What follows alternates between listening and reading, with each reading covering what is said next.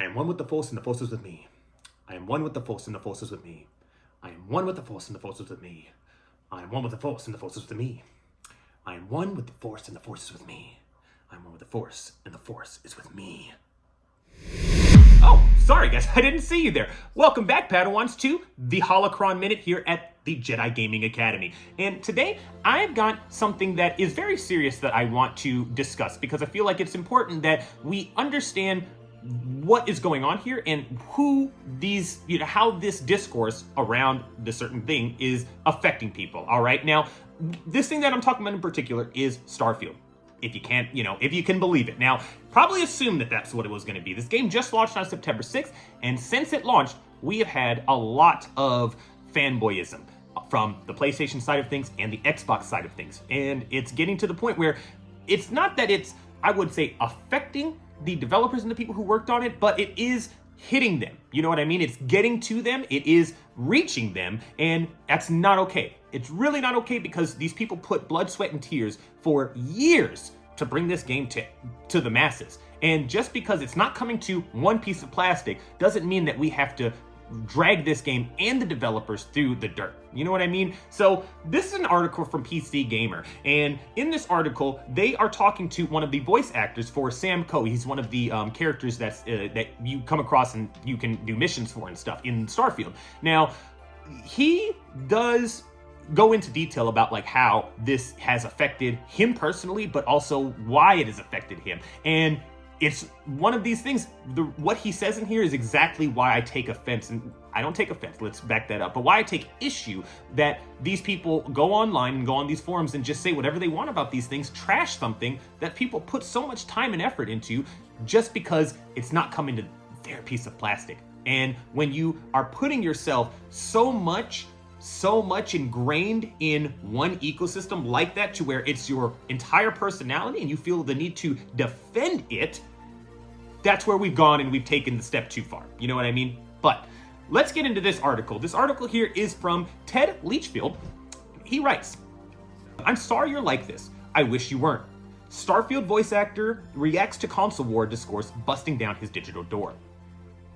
Starfield is shaping up to be one of the biggest video game launches in years, with over 6 million people already digging into it.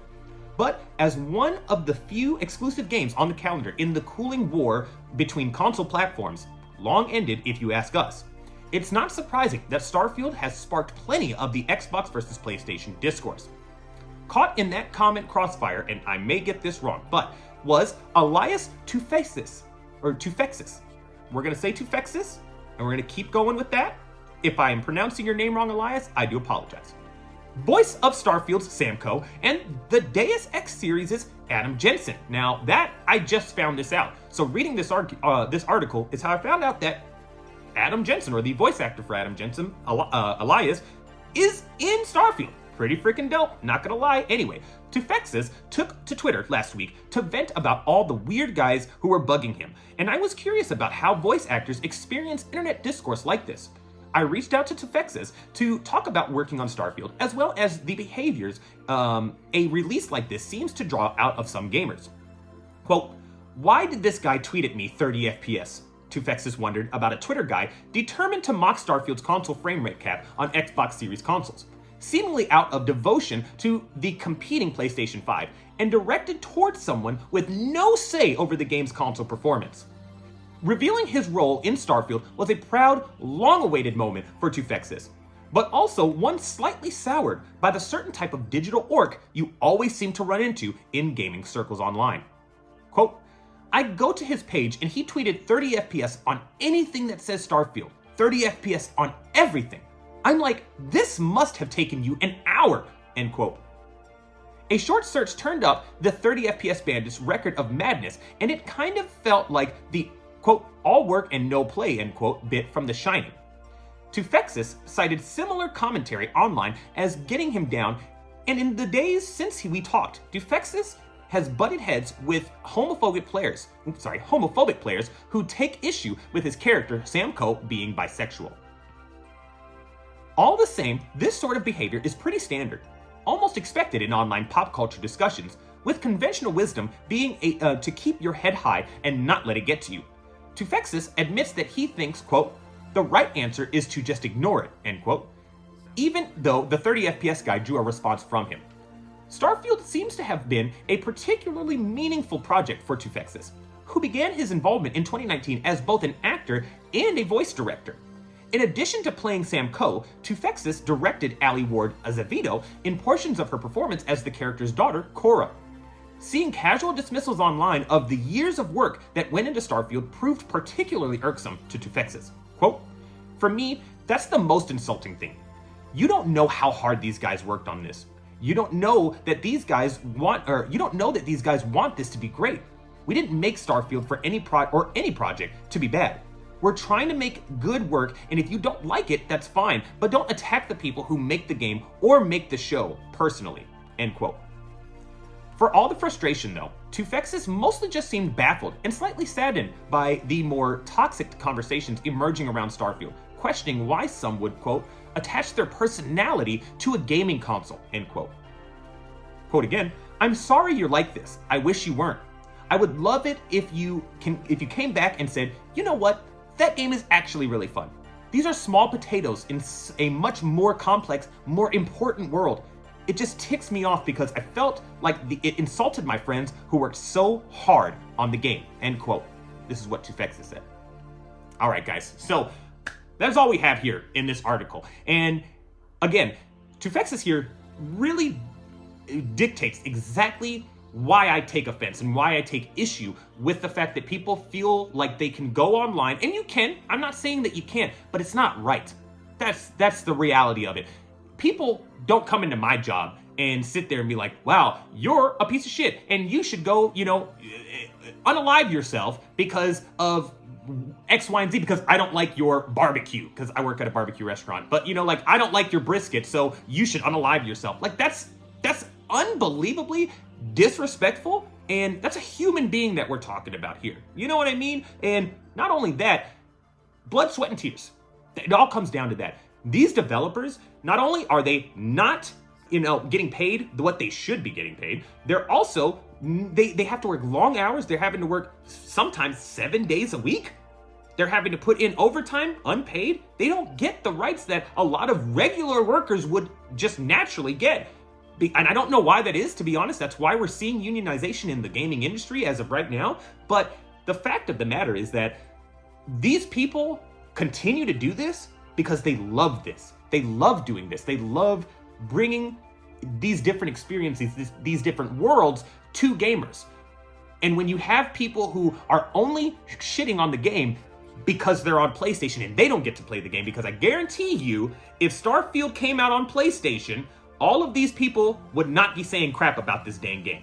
Or at least on the PlayStation side, who are shitting on it and saying like, oh my god, like Xbox thinks they've got the game of the year in the bag, or whatever they're saying about this game and this title. They wouldn't have anything to say. The majority of this discourse is because they're not getting it. That's the reality of the situation, or at least the toxicity side of it. There are people who have actual, legitimate issues with the game. Like for me personally, they even mentioned it here, the 30 FPS guy. I'm not a fan that it's at 30 FPS, if I'm being honest with you. I wish that we had a game at 60 FPS. I was just talking to my wife the other day.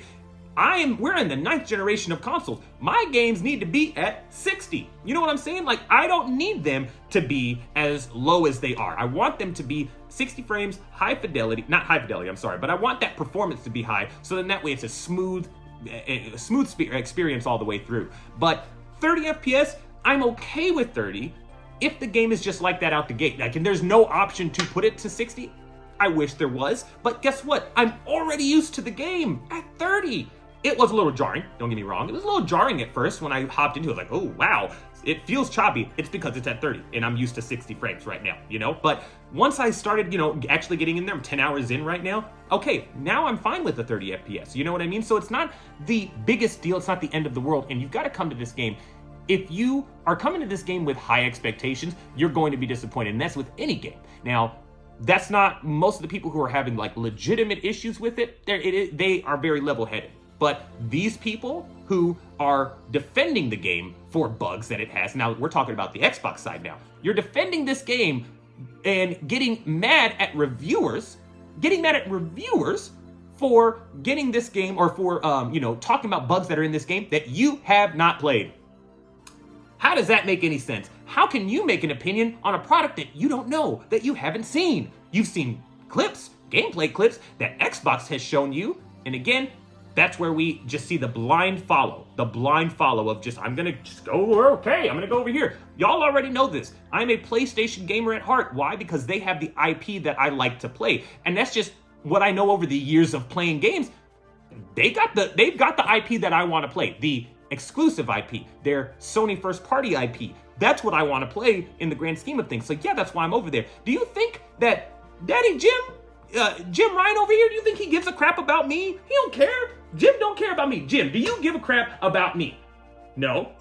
That's see, see, that's what I'm saying. Like, of course, that man, he don't care. All he cares about is money. That's it. That's all that man cares about. Now, Phil Spencer, on the other hand, very much still cares about money. At the end of the day, he is the head of Xbox. See, that man cares about money. But I know for a fact that man is a gamer. I know for a fact. I literally just saw a short on YouTube right before recording, and it was talking about this guy who just randomly ran into this player playing Fallout 76 named P3.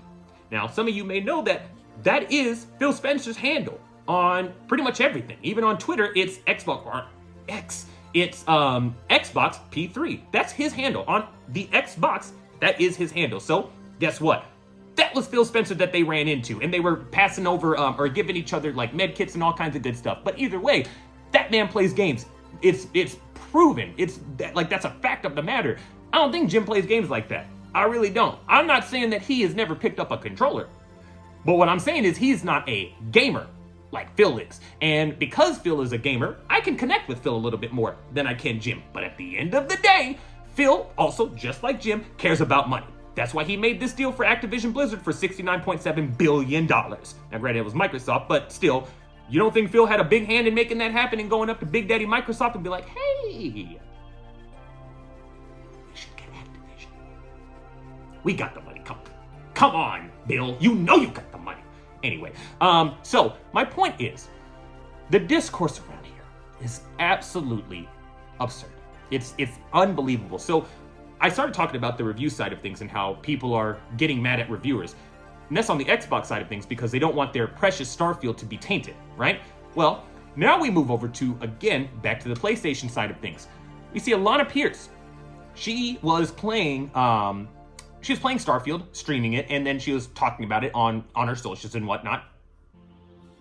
I don't see what the problem is there, but apparently somebody on Twitter felt like there was a big problem there. Why? Because she works for PlayStation. And how dare you promote an Xbox game on your social media while you work for PlayStation? How dare you? Then tags Herman Hulst and Cory Barlog. Herman Hulst is the head of PlayStation Studios. Cory Barlog is the head of Sony Santa Monica, the studio that she works for.